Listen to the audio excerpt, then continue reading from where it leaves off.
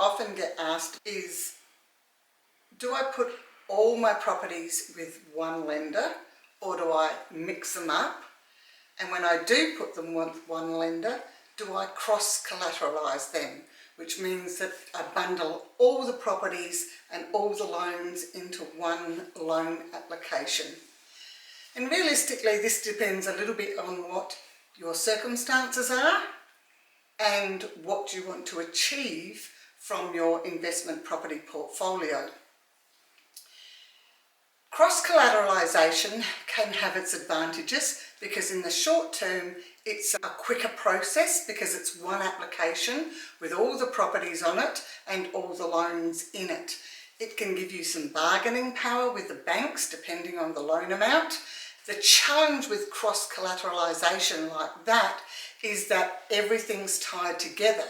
So if something changes in your world, let's say, in a couple of years' time, and you want to release one of those properties, it can be tricky because you have to have valuations done on everything and you have to make sure that the debt that's left is serviceable by you and also is realistic in terms of loan to value ratio with the actual lender. What I prefer to do with my clients, it's a lot more time consuming and can feel like you're just providing documents and you're just signing documents and reading documents, is to put each property up on its own application.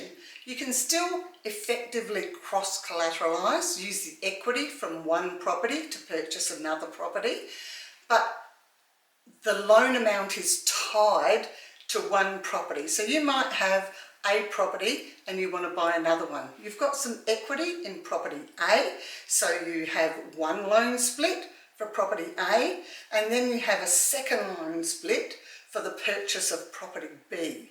I like to keep it, if at all possible, within an 80% loan to value ratio because that reduces the requirements that a bank has in terms of documentation and increases the broadness of the credit policy that the lender will allow because you're not in lender's mortgage insurance territory.